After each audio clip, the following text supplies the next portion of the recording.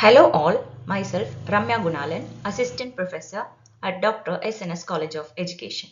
Today in our class we are going to learn about the school management and administration's manpower approaches. Come let us see.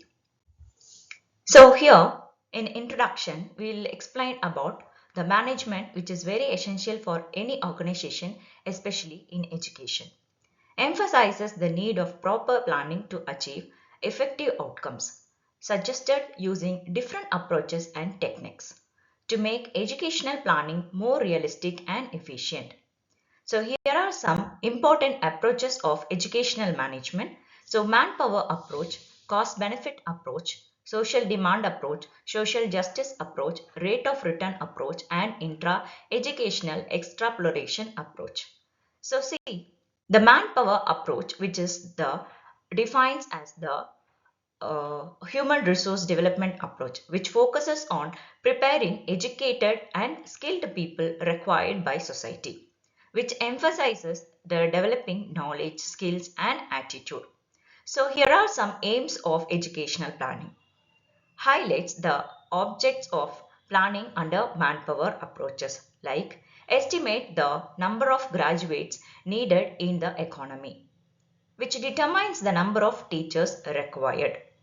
So here we can also see some of the important and educational planning system in the manpower approaches, which goes like this. One of the primary aims is to determine the number of graduates needed at different levels and in various fields such as education, medicine, engineering, and other professions. This estimation is based on factors like economic growth, industrial expansion, and employment opportunities. It helps in avoiding both shortage and surplus of educated manpower, thereby reducing unemployed and ensuring balanced development. Estimating the number of teachers required. Yes, educational planning also aims to calculate the number of teachers required at different levels of education such as primary, secondary and higher secondary. It takes into account the student enrollment, teacher-student ratio and subject requirements. This ensures that institutions are adequate staffed, which improves the quality of teaching and learning.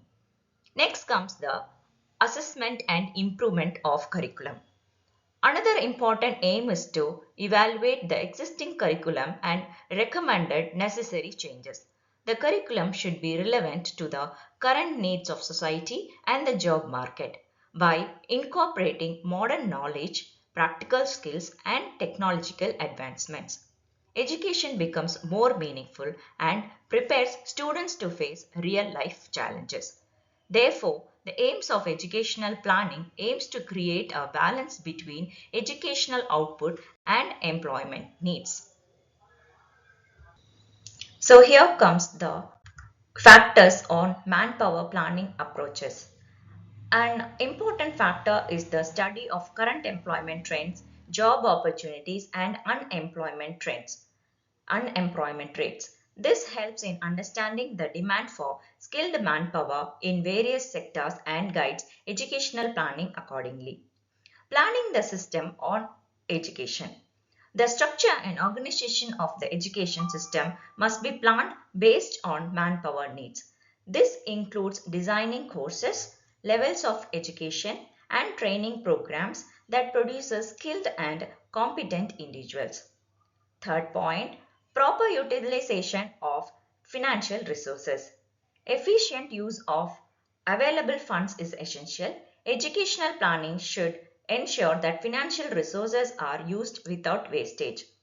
Analysis of student enrollment, then number of qualification of teachers, enrollment in teacher education institution, then the last is infrastructure and facilities in the factor on manpower planning and approaches. Next comes the conclusion about the manpower approaches.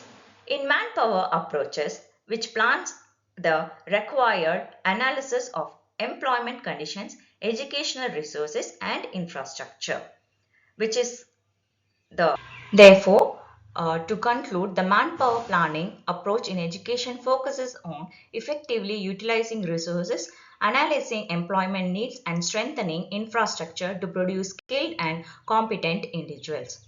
Thank you.